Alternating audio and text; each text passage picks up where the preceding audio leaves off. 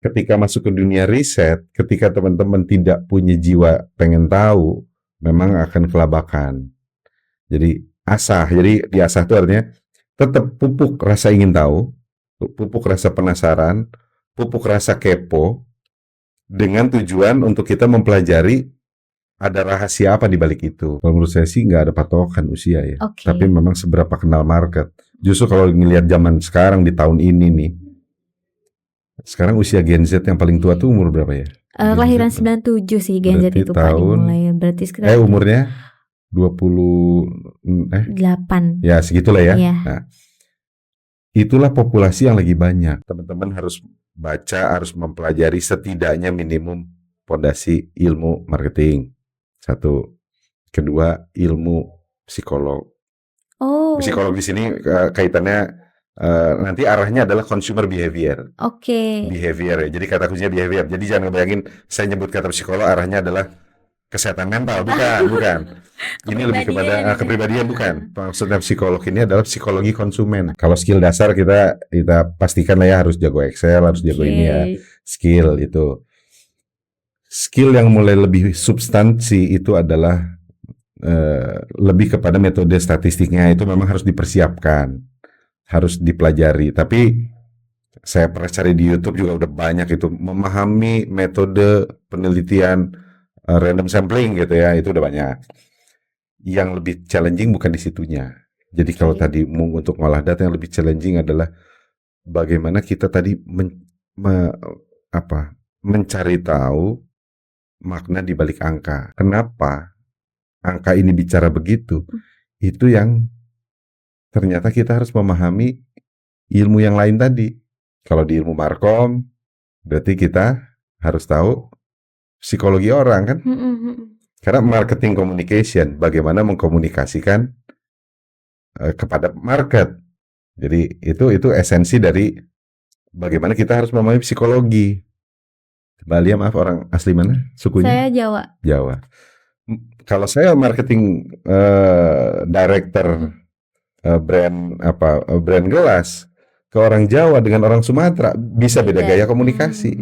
Nah, sehingga data analis pun harus memahami ilmu tadi. Di dunia marketing research sebetulnya kan tadi ada beberapa posisi ya, gitu ya. Kalau yang di data ya jelas memang harus senang angka. Jadi jangan yang ngelihat Excel udah pusing, jangan.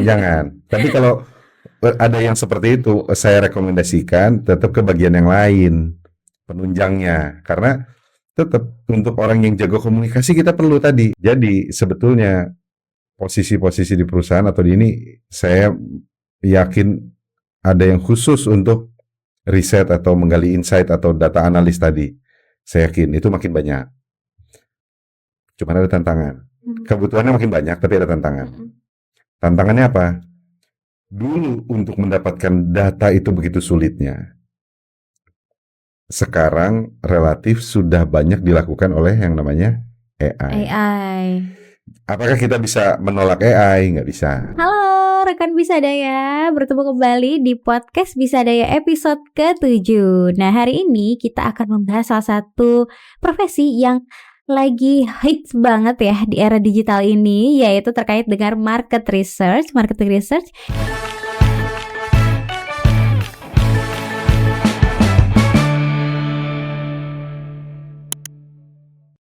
Nah, untuk itu, kiranya untuk teman-teman yang tertarik gitu ya sama profesi itu, di podcast Bisadaya episode hari ini, saya Alia sudah kedatangan Bapak Resya Yogaswara selaku konsultan masuk marketing research ya Pak ya.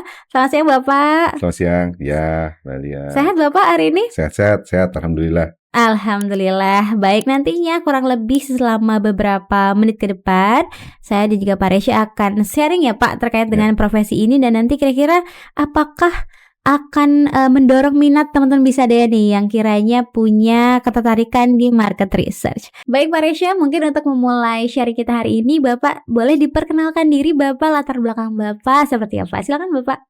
Oke, jadi saya sambil kenalan nih, sambil bercerita mungkin ya Mbak Alia ya. Jadi kalau saya dulu kuliah memang jurusan matematika, jadi saya udah latar belakang pendidikan udah berkutat dengan angka gitu ya. Ya, kemudian lanjut S2 marketing, kemudian finance, dan bergelut di dunia research, spesifiknya adalah marketing. Itu pun marketing research sebetulnya masih banyak specialty yang berbeda-beda gitu ya. Jadi ada yang spesialisasinya ke arah kualitatif, ada yang ke kuantitatif, dan ada juga yang lebih kepada intelijen. Nanti saya bisa sambil cerita. Nah, kemudian ketika saya lulus, ya saya memulai karir di perbankan. Saya karir di perbankan 3 tahun. Saya posisinya juga waktu itu di service and development ya. Jadi melakukan semacam reporting, kajian terhadap apa yang sudah terjadi di perusahaan. Terus kemudian sampai kita akhirnya memprediksi ke seminggu ke depan, 2 minggu ke depan gitu ya. Jadi itu dunia analisa yang memang saya geluti di dunia perbankan. Kemudian saya gabung di konsultan di perusahaan marketing research. Di sini ya saya berangkat dari posisi data processing gitu ya, dari mulai data entry, data processing, data analysis, masuk ke research eksekutif. Kalau di zaman dulu title-nya research eksekutif. Kalau zaman sekarang nih anak-anak Gen Z mungkin udah beda istilahnya ya. Jadi saya udah jarang lihat iklan lowongan atau apa gitu ya, posisi-posisi itu dengan istilah research eksekutif gitu. Jadi udah mulai data science, data scientist, data analis gitu ya. Ya mungkin perbedaan terminologi tapi sebenarnya maknanya sama. Nah, kemudian dari research eksekutif saya masuk ke research operation manager, business development, sales, ya sampai akhirnya ya menjadi project lead gitu ya, jadi sebagai konsultan. Itu mungkin berarti pengalaman secara ininya. Dari awal sudah kenalan sama angka ya Pak ya. Sudah. Tadi kalau Bapak bilang research itu saya juga apa tuh? Tapi pas data analis, oh itu maksudnya. Jadi memang belakangan yang lebih hits ya namanya itu Pak. Gitu sudah berganti terminologi. Nah tapi kalau dari Bapak sendiri kan tadi meskipun sudah dari awal berkaitan di bidang angka analisis gitu ya Pak. Tapi sempat di perbankan dan akhirnya sekarang masuknya stay-nya di konsultan marketing research nih Pak. Nah, apa yang menyebabkan Bapak klik nih kepada marketing research sampai sekarang gitu? Ya, entah mungkin ada campuran minat sama takdir mungkin ya. Jadi apa yang menarik sebetulnya gini, dunia riset itu seolah-olah berat gitu ya. Orang-orang lihatnya riset itu wah harus pinter banget gitu ya. Atau kan nilainya waktu di kuliah harus yang tinggi gitu ya. Padahal enggak, riset di sini adalah upaya untuk kita mencari tahu. Upaya kita mencari tahu dengan berbagai sudut pandang, dengan berbagai angle gitu ya. Dengan pendekatan secara praktis, scientific, tapi dibilang scientific juga bukan yang teoritis ya. Research, applied research kalau bahasa anak kampus biasanya atau dosen adalah applied research gitu ya. Itu bisa dipertanggungjawabkan. Nah, jadi kalau bicara apa yang menjadi daya tarik ini sangat menarik karena kita menemukan banyak hal yang kita pikir satu kejadian disebabkan oleh kejadian tertentu gitu, padahal sebetulnya ternyata ada banyak hal di balik itu yang menyebabkan hal itu terjadi gitu ya. Jadi ya menarik banget. Berarti memang kalau dari yang barusan Bapak sampaikan ada pemahaman gitu ya, pemahaman terkait marketing research gitu ya Pak. Nah itu apakah Bapak pernah misalnya hanya lewat sosmed kah atau pengetahuan yang sebatas itu, atau Bapak pernah temuin sendiri misalnya ada fresh grad kah atau anak mahasiswa yang mereka ternyata memahami itu tuh sebagai sesuatu yang salah gitu tentang marketing research itu sendiri? Iya sangat banyak. Jadi melihat kalau ya teman-teman yang akhirnya mau terjun ke bisnis, pasti kan arahnya adalah ya saya di marketing, saya di communication, saya di sales mungkin gitu ya. Padahal ini keilmuan ini berkembang ya luar biasa ya. Sebetulnya marketing research itu kan perpaduan ya marketing, ilmu marketing dengan matematika. Ya, kemudian ada juga ekonometrika, perpaduan ekonomi dengan matematika. Jangan lupa bahwa mungkin pernah dengar istilah posisi Markom, marketing communication. Itu perpaduan ilmu marketing dengan komunikasi gitu ya. Jadi sekarang keilmuan itu udah lintas daripada yang kita pikir gitu ya. Bahkan sekarang itu kita ada posisi-posisi kayak digital marketing, itu kan perpaduan ilmu IT dengan marketing. Jadi kita harus tahu algoritmanya, kita harus tahu SEO-nya, gimana logiknya gitu ya. Jadi ini adalah hal-hal yang sebetulnya menjadi peluang. Jadi kalau buat teman-teman yang senang pengen di bisnis, mendalami marketing, tapi juga mungkin menyukai matematika, kadang-kadang matematika itu jadi momok kan, waduh matematika gitu ya. Tapi sebetulnya ketika dipadukan ini hal yang menarik gitu. Gitu sih Mbak Lia. Berarti memang sebetulnya mungkin di belakangan ini ya Pak, sebenarnya marketing itu salah satu segmen ilmu yang bisa dikombinasikan ke banyak hal gitu ya Pak ya. Tadi ada ke IT, ke matematika dan lain-lain, ke komunikasi juga gitu ya Pak. Nah, mungkin untuk gambaran lebih clear-nya Pak, kita boleh terjun sedikit kepada teknikal nih Pak. Sepertinya tugas-tugas dari marketing research itu apa aja sih Pak, kalau misalnya boleh ceritakan?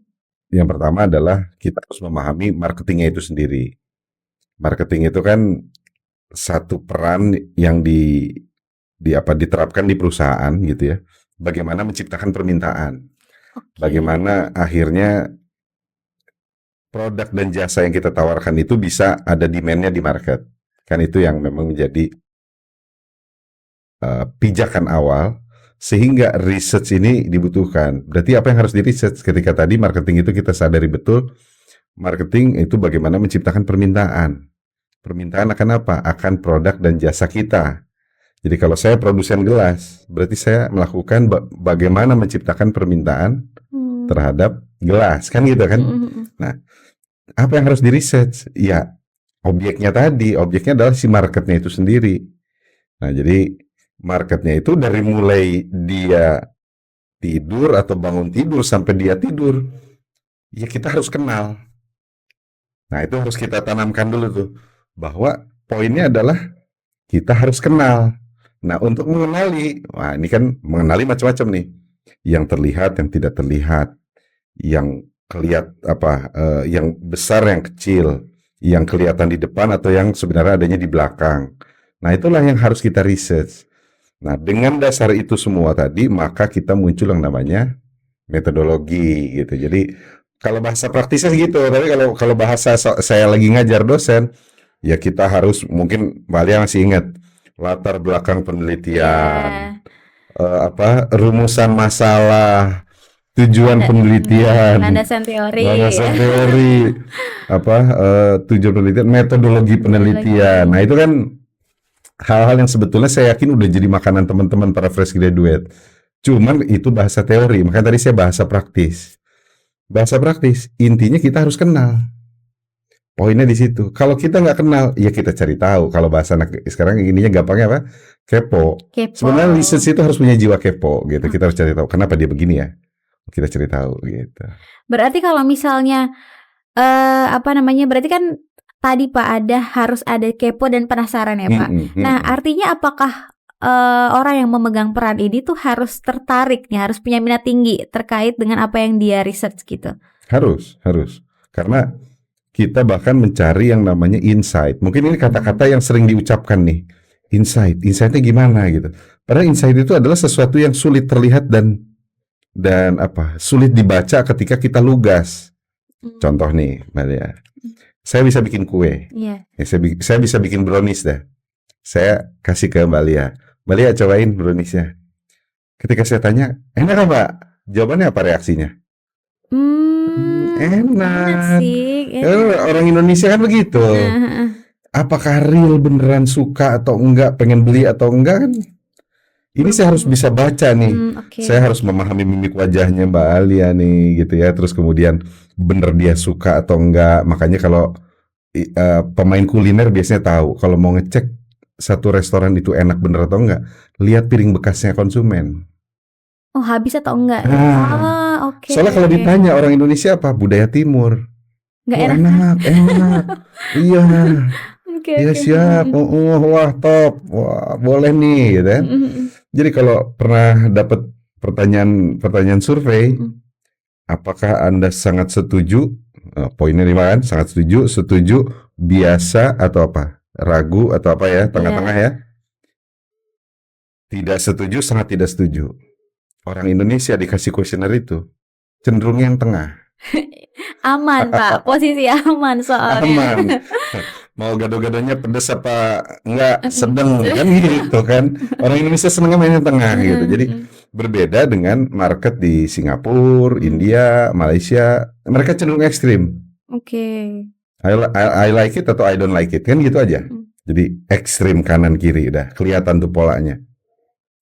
Indonesia ya ternyata untuk kita bisa kepo itu tidak mudah. Kelihatannya oke semua padahal sebenarnya dalam hatinya nggak oke. Nggak oke. Karena kita memang nggak enakan ya Pak. Nggak enakan. Jadi kita harus mengenali sampai Mbak Alia tuh biasanya tuh kalau dia nggak suka tuh dia bakal begini. Nah, jadi PR-nya kita peneliti itu, saya harus meneliti. Mbak Alia tuh kalau suka biasanya dia melakukan A. Mbak Alia kalau nggak suka dia melakukan B. Wah, kan itu kan luar biasa tuh kan, mengenali itu tidak mudah tuh. Gitu. Luar biasa, saya juga jadi penasaran nih Pak, ke bawah hawa penasarannya gitu. Karena saya sangat penasaran ya Pak. Mungkin boleh nggak Pak diceritakan mungkin salah satu project yang pernah Bapak tangani gitu ya, risetnya seperti apa dan mungkin tantangannya juga seperti apa gitu, supaya teman-teman bisa deh juga ada kebayang kira-kira kalau di lapangan itu gimana. Yang pernah dikerjakan mungkin yang saya share adalah waktu itu klien Kutek. Oke. Nah, Kuteknya brand dari Amerika, tapi dia kuteknya kutek halal. Oke. Jadi maksudnya halal apa? Bisa nembus air. Jadi, aman buat wudhu. Ya, untuk perempuan kalau lagi ini kan mungkin nggak pengen tetap pakai kutek, tapi pengen tetap bisa sholat gitu kan kalau lagi ini kan. Nah, jadi dia pengen tahu bahwa Muslim country seperti Indonesia, persepsi orang luar negeri kan, oh duit nih besar nih gitu ya. Tapi apakah untuk seorang marketing langsung disimpulkan bahwa segala yang kita jual produk halal itu akan diterima oleh pasar? Ternyata jawabannya enggak. Nah, jadi waktu itu kita teliti Jakarta, Surabaya. Perilaku perempuan hijab Jakarta atau non hijab Jakarta terhadap kutek halal pada saat itu berbeda sekali dengan Surabaya temuannya. Oke. Berbedanya gini, meskipun di Jakarta kita tahu lah kehidupan di Jakarta ini segala ada gitu ya, termasuk hangout behaviornya ya, kebiasaan hangout, kebiasaan spending, kebiasaan nongkrong gitu ya, di Jakarta kan tinggi sekali. Meskipun seperti itu, ternyata perempuan Jakarta itu meskipun dia juga tidak hijab, dia sangat konsen terhadap kutek. Begitu kuteknya nggak bisa nembus air, padahal dia lagi bisa sholat gitu ya, itu tetap nggak mau pakai. Dia pelajari, oh ini bisa ini ya. Jadi kesimpulannya adalah perempuan Jakarta kritis. Oke. Dan pada saat itu kita teliti di Surabaya, itu ternyata berbeda sekali. Padahal kota besar juga kan. Padahal kota besar. Ternyata kalau di sana cenderung ngikutin apa kata istri ustadz gitu. Jadi kalau istri ustadz pakai, dia ikutan pakai. Bukan meskipun sih yang mungkin itu sebenarnya nggak bersahabat gitu untuk yang lagi sholat gitu kan. Cuman ya dia percaya, udah ibu ustadz aja oke, maka kita oke. Jadi itu dari sisi decision making kita lihat polanya seperti itu gitu. Jadi ya itu baru decision making, belum nanti preferensinya ini senangnya yang warna apa, bagaimana. Terus persepsi. Nah, ini kalau ditanya lagi contoh. Mungkin kita kan kalau pelaku usaha gitu ya, itu tantangan pertama brand identity atau apa biasanya logo. Oke. Logo kan itu logo adalah hal dasar ketika kita bikin bisnis kan. Logo. Ketika kita membayangkan logo dilihat oleh market, maka kita punya harapan logo kita itu akan dipandang seperti apa. Ternyata kalau udah pakai riset itu bisa beda-beda. Nah, brand kutek tadi kita buat dalam logo di kertas gitu ya, di kertas-kertas itu, potongan-potongan kertas. Kita lempar ke responden kita, market kita gitu ya. Coba ibu kelompokkan logo-logo yang ada di meja ini yang menurut persepsi ibu gitu ya. Dikelompokin tuh, kan waktu itu 7 orang gitu ya. Dikelompokin, ternyata begitu mereka sudah kelompokin dan kita tanya, Bu, kenapa logo yang ini di kelompok yang ini? Oh, ini brand murah. Oh, ini buat ini gitu. Kalau yang ini bagaimana? Kalau yang ini premium nih gitu. Padahal ya saya nggak bisa nyebut brand ya. Iya, Cuman iya. begini, ada brand yang sebenarnya positioningnya murah, apa harganya murah, tapi dipersepsikan tinggi, mahal di market. Ada brand yang sebetulnya dia lagi setting untuk premium, ternyata dipersepsikan murahan. Jadi untuk pelaku usaha, untuk top manajemen gitu ya di perusahaan itu kadang-kadang seringkali menyepelekan marketing research. Jadi kalau tadi balik ke marketing research-nya ya, mereka lupa bahwa kata kunci dari marketing itu adalah market. Dan inilah riset menjawab gitu. Jadi harus market yang berbicara gitu. Jadi maksudnya apa ya? Kadang-kadang top manajemen atau pimpinan perusahaan ya, itu ego yang bermain kadang-kadang kan. Saya maunya gini. Iya. Pokoknya begini. Udah saya paling tahu deh, gue paling tahu deh gitu kan. Nah, padahal balik lagi ujungnya adalah Marketnya. market. Ya kayak misalkan bisa daya gitu ya, bisa daya dicek apa persepsinya gitu. Apapun itu, ya itulah market. Kita nggak bisa bilang salah mereka, nggak bisa. Benar mereka, nggak bisa juga gitu. Jadi apa ya kira-kira seperti itulah ininya. Berarti tadi ketika kalau tadi saya dengar Bapak kan ada survei gitu ya Pak. Nah itu apakah metode awal yang digunakan terkait dengan research ini atau maksudnya misalnya ada flow-nya mungkin boleh diceritakan juga nih Pak step by step research-nya itu seperti apa gitu flow-nya? Flow yang pasti kita harus tahu dulu bisnis objektif. Seringkali peneliti pun juga ya mungkin tidak sempurna lah ya. Peneliti pun kadang-kadang sudah terjebak langsung ke research objektif. Oke. Jangan lupa sebelum research objektif adalah bisnis objektif. Ini bisnis objektifnya mau dibawa kemana? Apakah saya punya masalah bisnis misalkan penjualan saya kok bulan ini dengan bulan kemarin sama? Ini pakai saya langsung pakai contoh aja. Kalau research objektif, biasanya yang terjebak kepada riset, biasanya langsung terjebak kepada, oh ada masalah dengan brandnya. Oh harus dilihat dulu tuh brand awareness index-nya. Padahal masalah penjualan belum tentu karena brand. Jadi kita lupakan dulu marketing research, fokus kita adalah ke bisnisnya dulu itu sendiri. Ketika penjualan nggak naik atau stuck gitu ya, kita buat dugaan, hipotesa-hipotesa. Apakah penyebabnya A, apakah penyebabnya B, apakah penyebabnya C, dan seterusnya. Dari diskusi internal, mungkin pertajam sedikit dugaan yang paling besar karena apa. Dugaan inilah yang kemudian dibawa ke research objektif. Nah, jadi kalau tahapannya itu sangat krusial di situ tuh. Bisnis objektif, masalahnya di mana, hipotesa, uji di riset. Kita uji di research objektif. Nah, research objektif itulah yang nanti akan kita turunkan menjadi metodologi penelitian.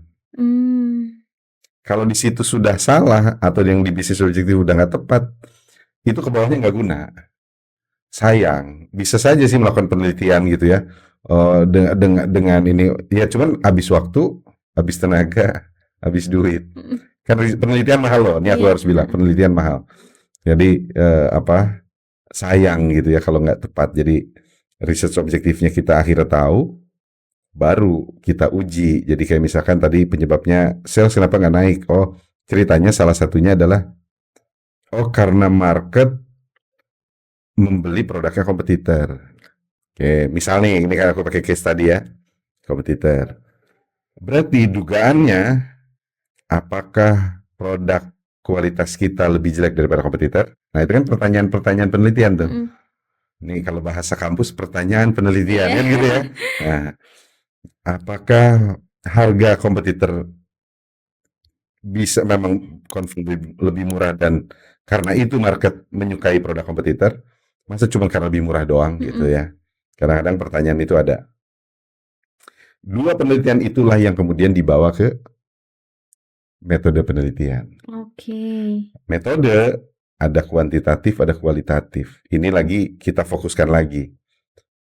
Kalau kualitatif itu kan sebetulnya dengan harapan kita mengeksplor sampai paling dalam gitu. Jadi benar-benar mengeksplor, menggali apa yang menjadi penyebab itu gitu. Misalkan saya peneliti, Mbak Alia ini adalah responden, nah, aku akan tanya, Mbak kenapa pilih produk kompetitor? Oh ya dia lebih murah sih. Kalau responden kan biasanya jawabnya cepat aja. Apakah Mbak nggak mempertimbangkan kualitasnya, Value-nya gitu ya, Pak. value-nya, yang Mbak tahu tentang sertifikat SNI bagaimana? Wah ceritanya begitulah ya. Ya.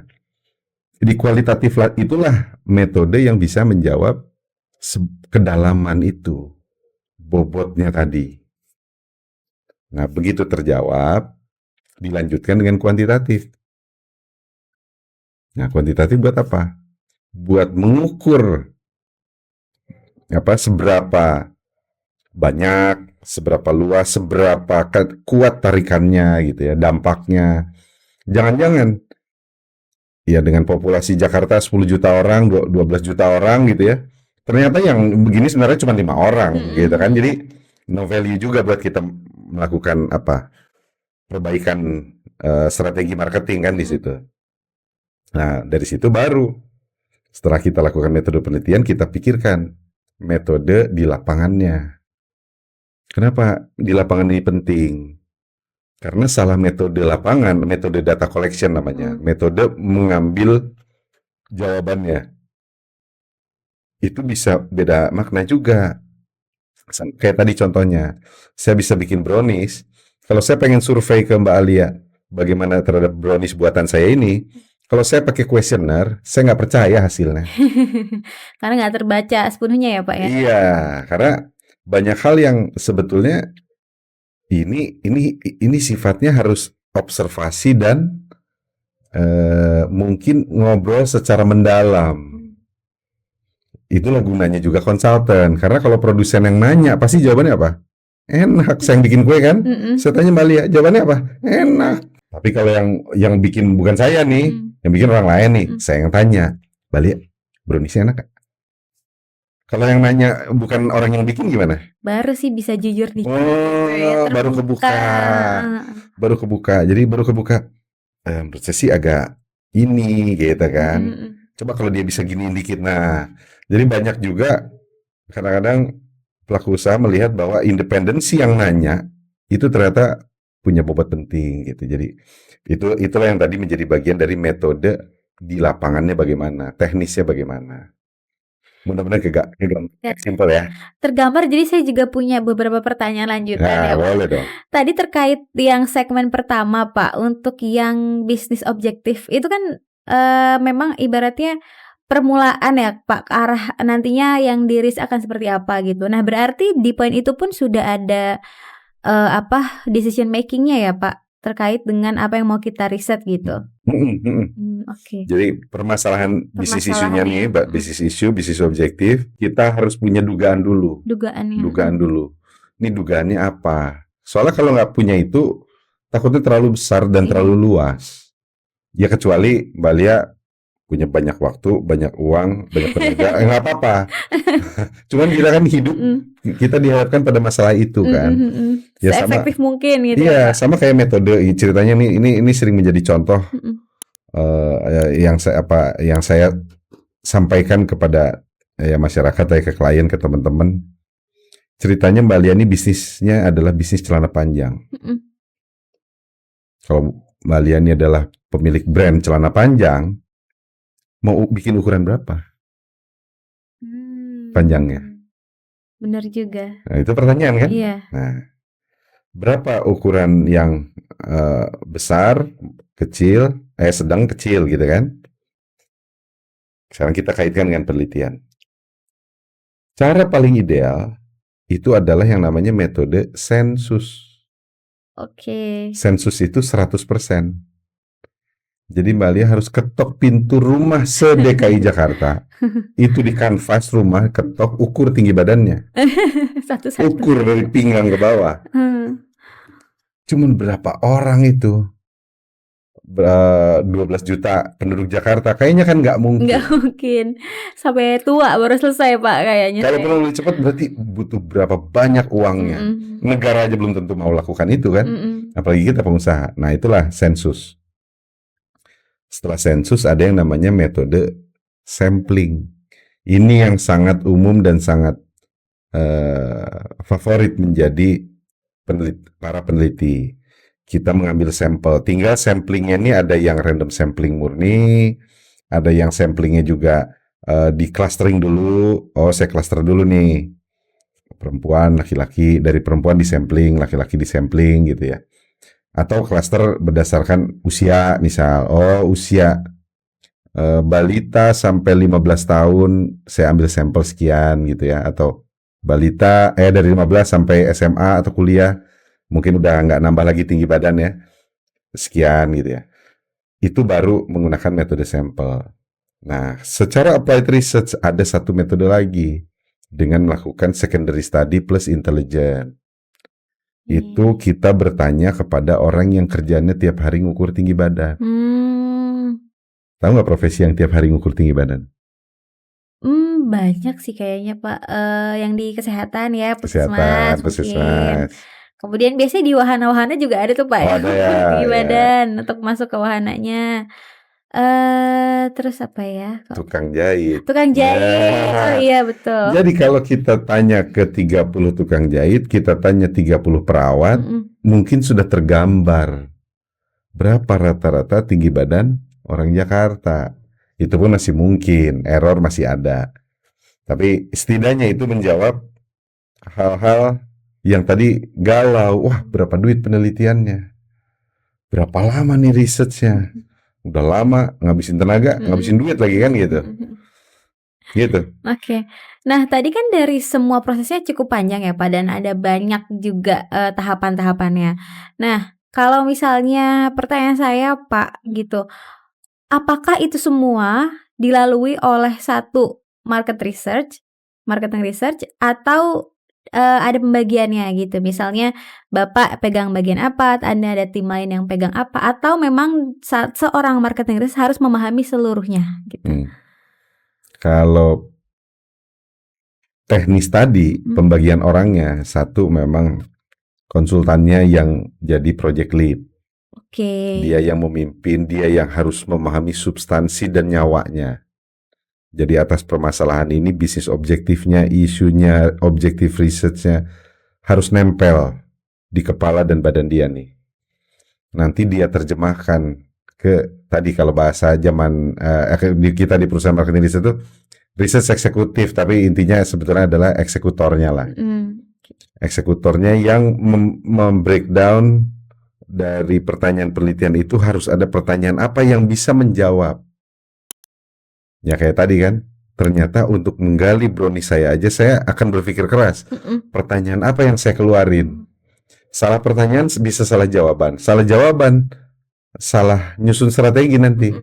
Gitu. Jadi dialah yang akan membuat pertanyaan. Nah, berikutnya itu kita betul-betul perlu tim periset di lapangan. Jadi harus ada teman-teman yang langsung mengeksekusi di lapangan yang melakukan canvassing lah atau nyari responden dan bertanya dengan SOP yang kita tetapkan. Sama kayak ambil contoh, kita sebut merek nggak apa-apa lah ya di podcast ya. Jadi kayak misalkan Mbak Lia, brand mobil yang Mbak Lia ingat di kepala apa? Satu aja. Brand mobil. Honda ya mungkin. Udah itu ceritanya adalah refleksnya Mbak Lia ternyata ingat brand tersebut. Itu menggambarkan top of mind, brand awareness, merek tersebut di kepala Mbak Lia kan? Real. Tapi kalau saya pancing menjadi nggak real nanti kan, saya taruh di sini logonya Toyota misal gitu. Ya artinya Mbak Lia punya jawaban yang dipengaruhi. Nah, itu juga metode lapangannya kan kurang tepat. Makanya tadi orang lapangan, orang yang melakukan riset lapangan juga harus follow SOP. Nah, dari situ informasinya masuk ke data analis. Data analisis ya, proses data analisis biasanya teman-teman yang suka dengan statistik, dengan pengolahan data, dengan file-file yang bisa ribuan baris dan puluhan kolom gitu ya. Nah, di situ diolah apakah datanya clean atau tidak, clean and clear atau tidak. Maksudnya clean and clear apa? Satu, tidak ada yang bolong. Kedua, nggak ada yang salah. Ketiga, nggak ada yang nggak konsisten. Harus konsisten. Karena kita paham, karena kadang-kadang responden pun kusut pikirannya. Responden kadang-kadang suka kusut. Kamu suka makanan manis? Wah, saya nggak suka manis. Tapi tiap pagi makan brownies gitu. Itu kan sebenarnya ada ketidakkonsistenan. Tapi bisa saja memang itulah realitanya gitu ya, bisa saja. Nah, di proses data analisis itu baru masuk ke research eksekutif tadi. Jadi kalau ditanya ada berapa bagian, ada research eksekutif, ada data processing, ada data collection yang mengkolek. Oke, jadi memang di dalamnya sudah ada pembagian tim-timnya ya Pak ya? Sudah. Nah, tadi kan Bapak sempat singgung sedikit ya Pak di awal dan barusan juga terkait data analis gitu, yang dimana itu salah satu posisi yang ramai juga, apalagi gadget-gadget nih lagi ngincar juga gitu ya Pak. Nah, mungkin sekalian nih Pak, karena tadi kesinggung data analis, di dunia digital ini juga kan banyak profesi lain ya Pak, yang terkait dengan data. Mungkin ini sekarang ada kita marketing research, ada juga digital marketing gitu Pak. Nah, apakah dari keseluruhan itu sebetulnya mereka itu bersinggungan atau merupakan profesi yang berbeda gitu mungkin? Atau mungkin kalau dari pemahaman Bapak boleh juga dijelaskan sedikit-sedikit antara market research, data analis, digital marketing, yes, yang sejenisnya lah ya. Sebetulnya sangat bersinggungan. Dan ketika teman-teman itu berharap berkarir, bekerja gitu ya, mencurahkan ininya ya, passionnya di dunia data analis, memang rekomendasi saya teman-teman tetap harus belajar ilmu yang lain. Untuk apa? Untuk membunyikan rohnya tadi. Soalnya kalau nggak punya rohnya, itu nggak akan bunyi itu data. Jadi kalau tadi apa sih bekalnya untuk teman-teman data analis ya? Ya tadi kalau sekedar ngutak-atik data, it's okay, memang harus lah ya. Jadi saya nggak bilang bahwa ini kesannya gampang, nggak. Data analisis itu pekerjaan yang sulit juga. Bagaimana kita mencari keterkaitan? Mbak Lia kan pasti pernah ngeliat Excel ya, bayangin ya. Excel kolomnya banyak, barisnya banyak. Terus harus dianalisa, kolom ini ada dampak, ada kaitan nggak ya dengan kolom ini? Gitu. Itu ada hal yang harus dikaji, dianalisa, ada uji statistik. Meskipun udah banyak software ya, kalau dulu di kampus kan pasti diajarinnya kan teori dasar dan rumus-rumus gitu kan. Kalau sekarang kan di dunia kerja kan kita udah banyak software yang bantu jawab gitu ya. Nah, tapi tetap why-nya, why itu apa? Kenapa angka ini bicara begitu? Itu yang ternyata kita harus memahami ilmu yang lain tadi. Kalau di ilmu markom, berarti kita harus tahu psikologi orang kan? Karena marketing communication, bagaimana mengkomunikasikan kepada market. Jadi itu esensi dari bagaimana kita harus memahami psikologi. Mbak Lia, maaf, orang asli mana sukunya? Saya Jawa. Jawa. Kalau saya marketing director brand gelas, ke orang Jawa dengan orang Sumatera bisa beda gaya komunikasi. Nah, sehingga data analis pun harus memahami ilmu tadi, meskipun mungkin sedikit. Selebihnya lempar aja bagian marketing communication kan. Bagaimana dia mengconvert what to say kepada how to say. Gitu. Saya mau menyampaikan bahwa produk ini berkualitas tinggi. Wah, tahan banting, tahan api, apalagi wah, tahan segala macam deh gitu ya. Tahan panas gitu ya. Nah, kalau saya mengkomunikasikan ke orang Sunda mungkin akan berbeda komunikasinya dengan orang Sulawesi. Jadi ketika data berbicara, apa nih artinya? Memang kita harus tahu kepada bidang yang lagi kita bantu. Itu untuk Oke. melengkapi. Berarti memang sebetulnya mereka itu bersinggungan ya, Pak. Sangat. Dan mungkin apa namanya, ketika mempelajari lebih terkait market research nanti tiba-tiba tertarik juga ke data analis atau kemana gitu ya, Pak, saling bersinggungan. Nah, mungkin next-nya kita masuk kepada tips-tips nih, Pak, persiapan kepada teman-teman yang bisa daya yang mungkin tertarik kepada market research. Tadi kalau misalnya Bapak cerita di awal kan memang background Bapak kan sudah senang angka. Nah, kira-kira apakah posisi ini tuh hanya cocok untuk orang yang senang angka atau kalau sebetulnya nggak terlalu senang dia tetap bisa survive, Pak, di sini? Di dunia marketing research sebetulnya kan tadi ada beberapa posisi ya, gitu ya. Kalau yang di data ya jelas memang Harus senang angka.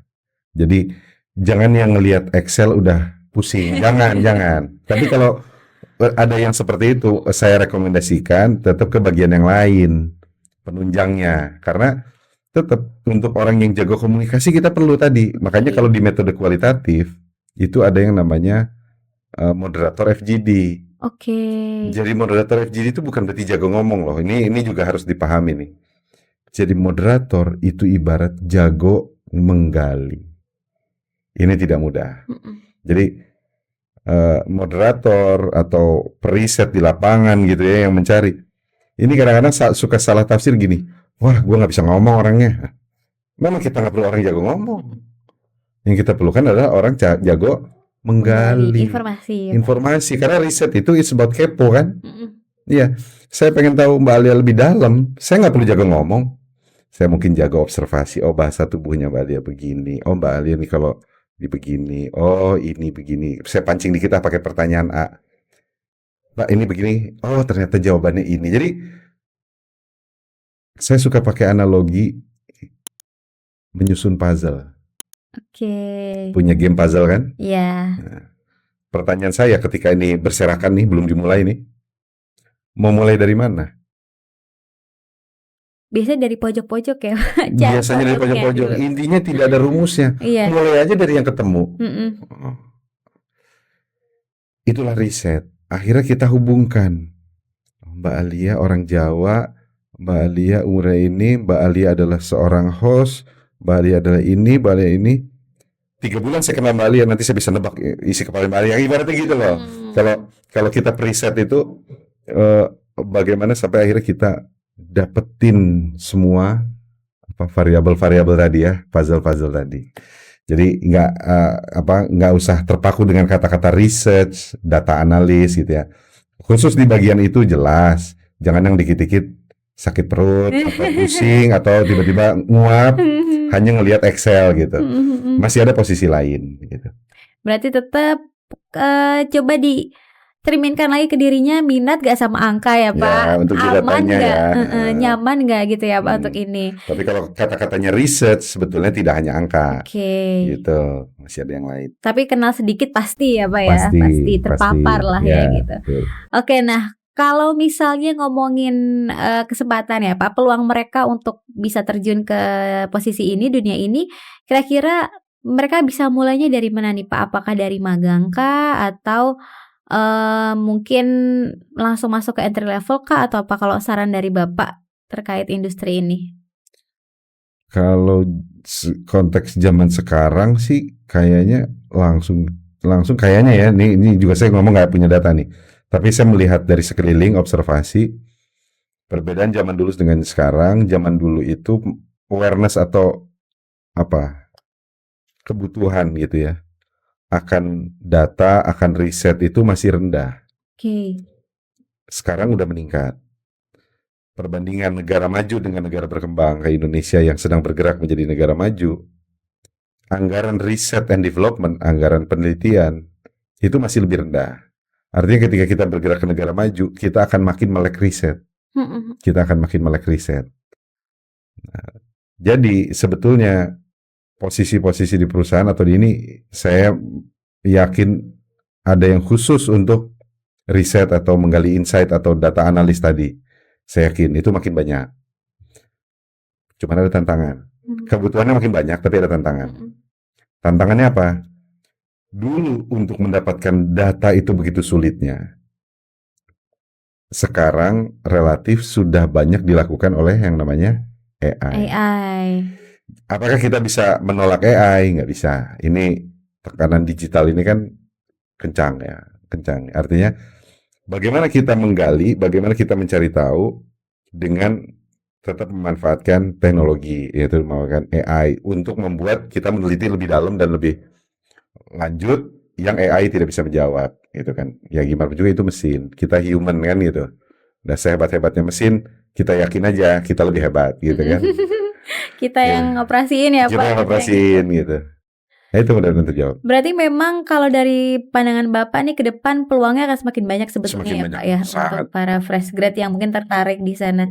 Tinggal mengolah mungkin kemampuannya. Nah, kita bicara skill nih Pak. Kira-kira gimana skill apa yang harus mereka punya supaya mereka bisa masuk ke salah satu peluang itu gitu dan survive di industri market research ini kalau menurut Bapak?